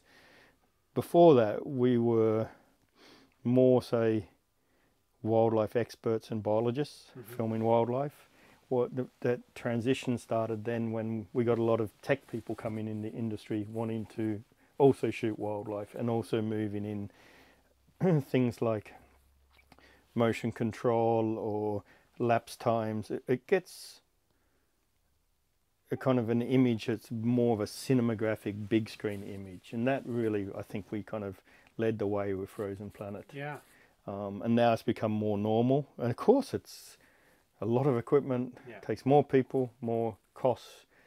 Not always does it gives you a beautiful result, but sometimes it's still back to storytelling and behaviour, the actual catching the behaviour. So you've got to be careful not to take it too far, because you can't just edit together on film lots of beautiful images. No, so it'll be quite boring, quite fast. Yeah. I also, I think we as an audience watching the new BBC coming out in 22 or 23 or whatever, like in the beginning, I loved to watch these movies like March of the Penguins, and I didn't think a millisecond on the quality of the image. I was captured by the story about what will they reach the young? Will the dad come back with the food before the egg will freeze? What about these skuas? Will they take the young? You know, it was like a film, and then things started to like go a lot super slow motion, like the most amazing time lapses probably made by Slider through the forest, where you like see a tree fall in the rainforest, and then over time you see how the forest regenerates and stuff. You get so spoiled by this cinematic expression. So I reckon it must be hard to capture the story plus make it super cinematic. It's incredibly difficult, of course, and that's why we say lifting the bar. We always try and lift the bar and do higher and higher and better and better. It's hard enough to catch natural behaviour, you know, even at a distance, let alone making it cinematographic. So it takes just more resources. In the high-end wildlife filming world, you know, there is coming, I feel, to a limit where unless we have a big technology change, it's hard to keep lifting the bar. Then the only way to lift the bar is of course, base everything on knowledge but then it's time in the field, time out there shooting, which is often also a budgetary thing because this is getting very costly type of filming compared to what it was traditionally. So. I see walking around, we haven't even been in the containers, and we're not going to go there. You have like 4 or 5 containers full of 13. 13 containers things. of things. I was about to say crap, but things. But I see very few cameras actually. Yeah, we went away from cameras because of the technology change being so quick. Years ago when it was 35mm film and Super 16, and even before that when it was just 16mm cameras, we always had camera houses and bodies basically. And then the digital age come along, and you know, in the film age, cameras, you purchase in a camera, you could pay it off over time, and people were happy with that camera. That camera was the model for the next decade at least. Now with the changing of cameras and every job being a commission to a different network around the world, wanting different delivery, whether it's, you know, what the format they want it delivered on, the amount of funding for the project. So it's much easier that we don't supply the cameras. So. And I know a lot of people are interested in cameras. Like, what cameras did the BBC use on the last shoot? I don't know if you know that. Yeah, on the last shoot it was Reds. Between all of the top-notch cameras out now, whether it's an Alexia, whether it's a Red, or you know, they all got their positive and negative sides. There's definitely no one can say that one is a better camera than that one. What are you doing high speed? Are you doing normal speed? What, you know, is it got to be super light because it's got a wide angle lens and somebody's carrying it around, or is it, you know, we're using the CN20, which is the 50 to 1000 lens we use the most, very big super long zoom lens. So you know, as far as actual camera houses, you know, all of them are amazing. You know, Blackmagic cameras are amazing. I think it's amazing the technology speed it goes at. Lens size, we use a lot of primes. But then, you know, for the pure wildlife stuff, we use an awful lot of zooms. So, but for the because you need the flexibility. Flexibility. So most of the wildlife we shoot is on the CN20, which is 50 to 1000, because it just gives us the lens capability to be close to the animals. So, but then, you know, if you're doing something that's going to go into post production and be used in green screen or be used CGI on it, then you'll probably want to use prime lenses. Not to have any distortion in the shot at all. But it's, when I started doing this, it was really nice. It was like 5-6 boxes of camera kit, same camera house, same lenses, every single job, same battery boxes, and it was probably only 5-6 small pellies. It never changed. You know, so if you knew it, you could close your eyes and operate everything. You didn't have to think about it. And now every single commission is different.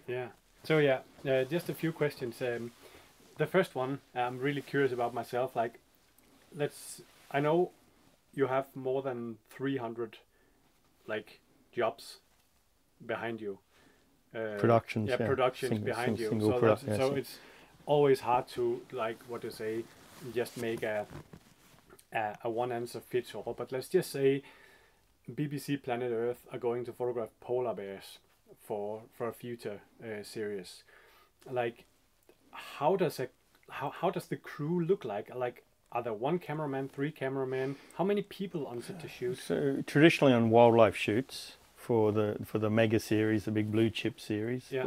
I like to call them. Blue chip series? Blue chip is the top of the top notch. Yeah. So if you're thinking of in BBC terms, we could talk about Planet Earth, Frozen Planet, Blue Planet. That's blue chip series. Yeah. Top of the ranges. So it changes slightly from location to location because, of course, in the polar regions, we are probably smaller crews than in other regions, partly because we also transport time getting there takes time, so it's better to be there longer period, less people. Yeah. That's my feeling with wildlife is always, longer period, less people is always better. Not necessarily the way if you're doing a drama feature film for Hollywood, of course, which is completely different. So, but on a blue chip wildlife, doing polar bears or penguins, we were often a cameraman, maybe somebody from the production, and I don't like to use the word guide, so I'd call the person a logistical expert or location expert, because you're not really guiding in that way. So that would be the bare minimum. Bare minimum is actually 2, the location expert, which is one of myself or one of my guys, and the cameraman who specialise in that type of filming. Yeah. And then, it depends on the size after that, the amount of time. We just finished for Disney Nature 3 years of filming polar bears, which has been a mega production in also going to this bigger levels with grip, doing moving shots, doing lots of technical stuff. So we were, the other end of it, we were always roughly 10 to 12 people. Yeah. So we were, and in that we were 2 to 3 cameramen. And with every cameraman, there was 3 logistical experts with them. So we could also keep a 24-hour watch going and keep the service going. So that was one of the bigger wildlife operations we've ever done in that way. So it becomes a balance between, of course, the budget of the production, what they're trying to do, and the location, time of year, what you're doing, and how much time you can actually, you can't extend the time if that behavior is in a short period. No. A penguin, egg hatching, like any bird hatching, is a short period, so you can't extend it. No. But, I've done films on South Georgia where we wanted the start of the king penguins coming ashore, laying the eggs, and then there's, basically incubation period where you can't film anything, but you can't also go home from Antarctica and go back in that period. Yeah. So what do you do for that 2-3 weeks? At least that's basically 2 dead weeks of nothing to do. Yeah.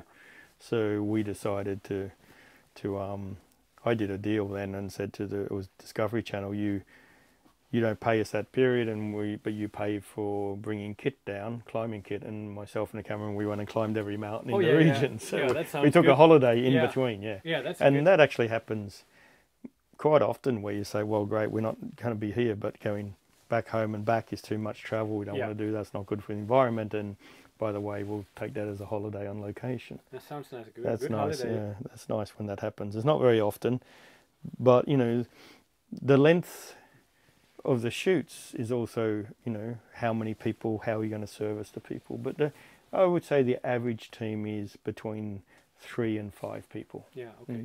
Very nice. I have a few questions about, because I've seen your office. That looks pretty nice with the roots around. Around Svalbard. Maybe we go have a look and show you how small Denmark is. Yeah, let's do that. Excellent. Now we're in the office where it's like the commander, or what to say, a commander. Command central. Yeah, central. I think that's the coffee machine. Yeah. in the other room. We have been visiting that too little. But here you have a map of Svalbard and with an awful lot of lines on it. What exactly is that? Oh, world we live in today, there's a lot of health and safety, of course, and there's also more than health and safety, sensibility. So we, not always, but most of the time we have tracking on us when we're tracking around. So probably 75% of the time we have the Garmin InReach, which is working off an Iridium satellite, basically on the vehicle or in our pocket, turned on, always tracking. Means everyone, it means on location we can actually be in one fjord, even though we might be a kilometre or 30 kilometres apart in the same fjord. We can actually go, hey, I'm at this point here, which bay are you in? You're in that bay. I've got a polar bear here, I've got Arctic foxes over here. So it makes... use InReach for that? We use InReach for that, yeah. So you can't track each other on InReach, which is a shame, but you can message each other. Okay. So we use InReach for that. So like doing this polar bear film now, I think we were 9 InReaches out in the field all the time. So, you know, sometimes we were working out of the main ice train camp.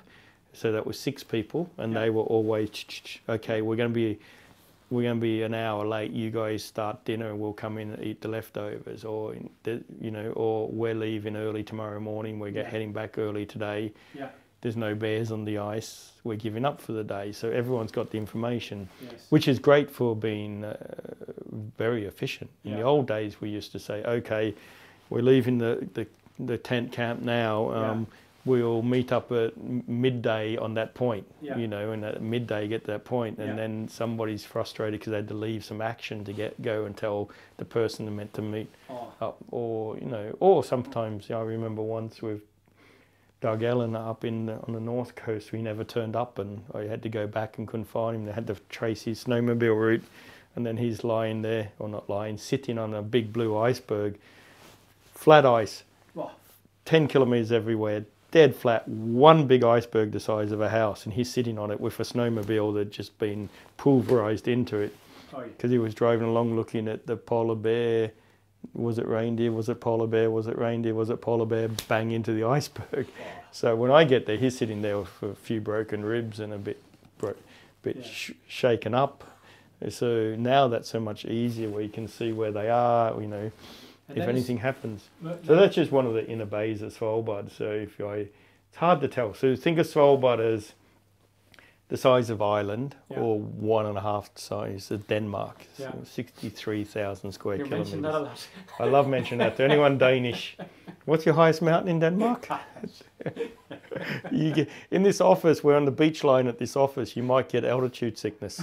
So if we start zooming out, it starts loading. And this is the tracks from this year and from the projects we've done this year, which was the Disney Polar Bear film, new Predators film for BBC, Frozen Planet 2, the new Frozen Planet for BBC, and lots of other ones which I'm not allowed to mention, but you know, you start zooming out and then you start seeing the mountain. Right here we start seeing the size of Svalbard, and each one is a track log of our movements for safety. Holy moly. So here you see a fjord system. Obviously we've been working with seals or polar bears on that fjord, and that's roughly our entrance ways. And this is the interesting one. When the ice went north, we had to go north as well. So here we are at 80 degrees north, Franz Josef Land, top of Greenland, 83 degrees north. This year on Svalbard we've had a lot of projects, mostly because a lot of the rest of the Russian Arctic was closed down for us, all because of COVID. But on a normal year we'd be operating a lot in Greenland, a lot in the Canadian Arctic, and some Russian Arctic. And then once it gets dark, which is very shortly now on Svalbard, to pitch darkness, then we head south for the penguin season, or the leopard seal season, whatever you want to call it. So we follow the sun. Yeah, I was pretty surprised in the beginning, because I thought, before I came and visited you, that right now you're working, let's say, on a BBC Planet Earth series. And I thought you were only working on that one thing, and you could focus 100% all your time on that one project. I wish. But that's not the case. That's not the case. Because I saw all these yellow. Yeah, every yellow folder is a different film. So at the moment we're working on over 40 films. At the same time? In different stages. Yeah, so many are in the, say, the commissioning side, where we're still discussing editorial. some are wrapping up, and like Disney polar bear film. Most of us in PolarX now go down to London for the edit in November, so we involve in a lot of the logistical staff in the editing process, so they then learn what they've been doing. They've been filming polar bears for 3 years, so they've invested a lot of their life and their private time in being out there.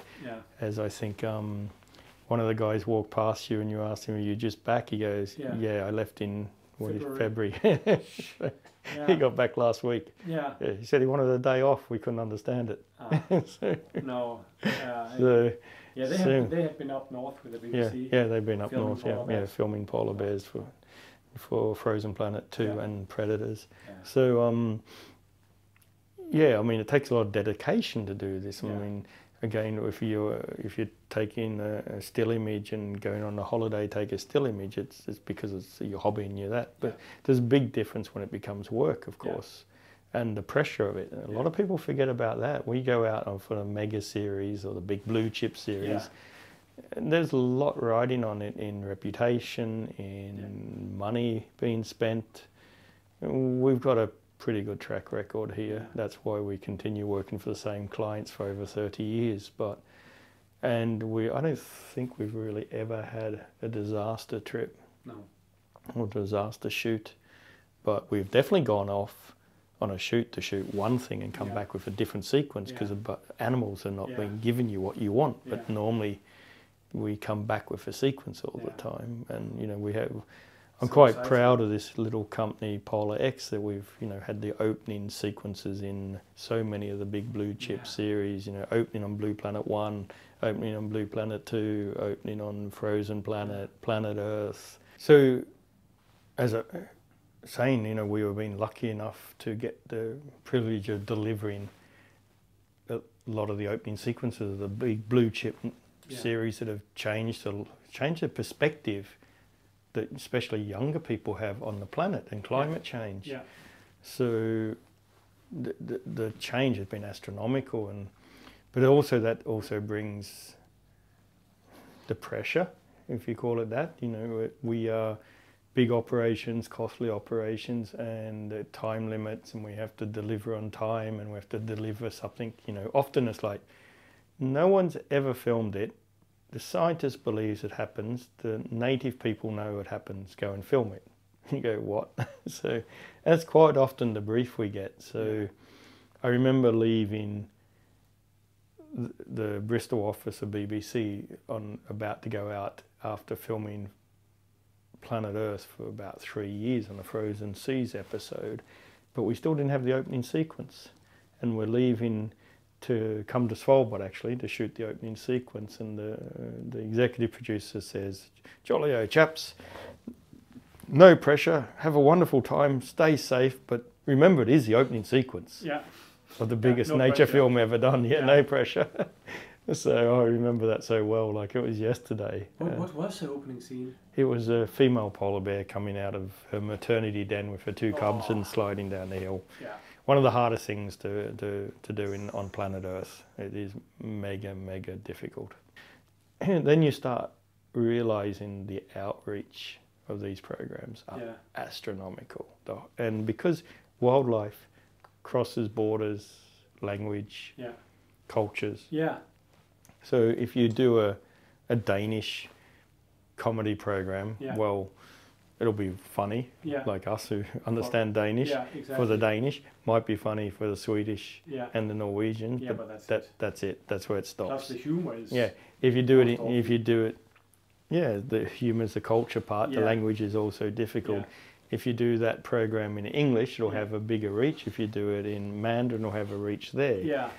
But one of the only kind of programs what you can make that can then be either dubbed or edited into every culture, every language is wildlife, because people still understand wildlife. Even if they're removed from wildlife, even if they live in a concrete jungle of a city, they'll still have some affection for wildlife.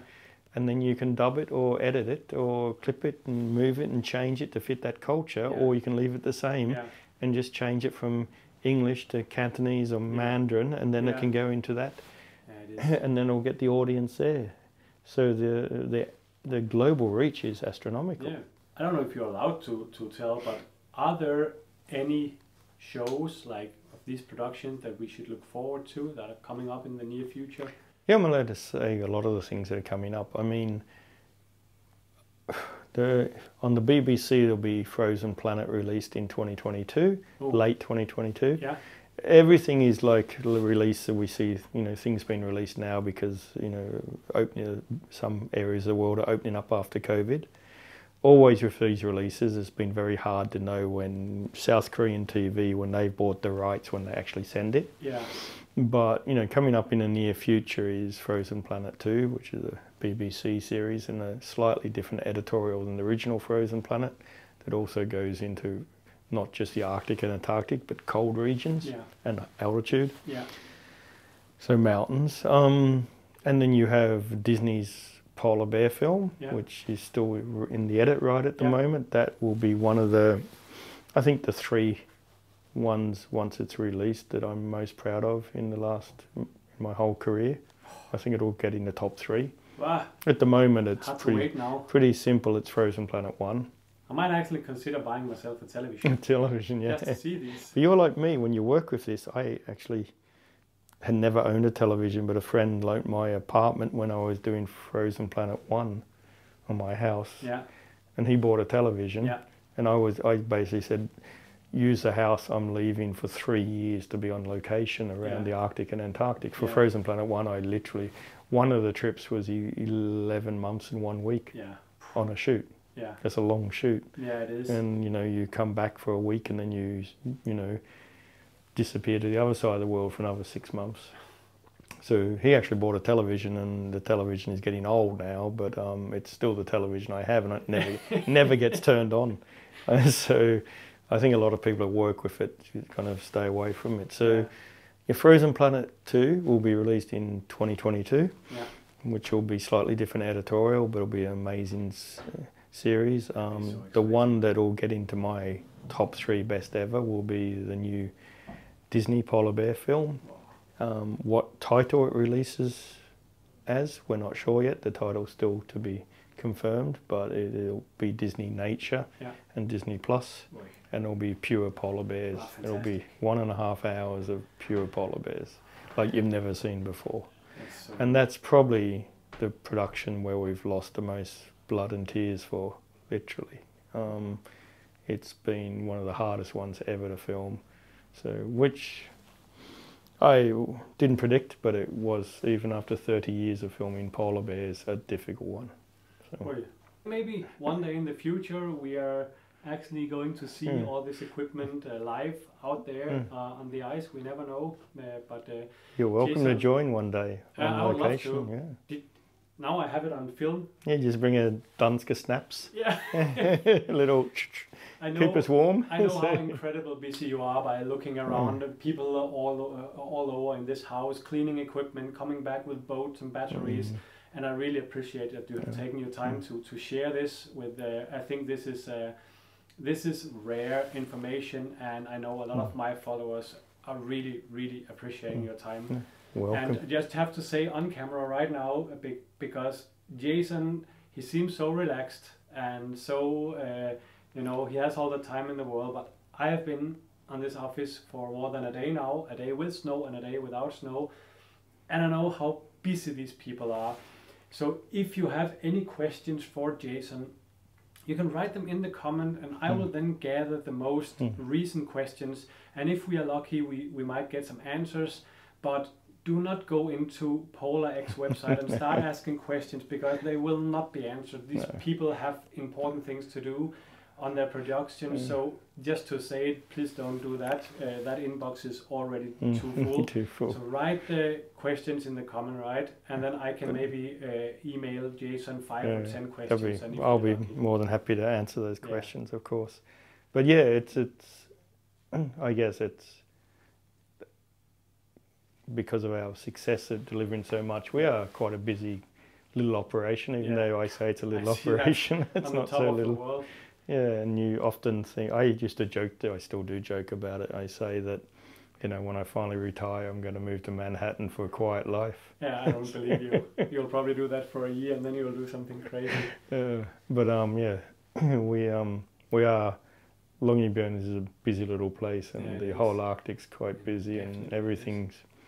But yeah, we will definitely try to answer some of the questions. I'm sure there'll be some technical questions, and so. Probably 1,000 of technical questions. Jason, thank you so much. Thank you. It has been a always pleasure. Good. Always good.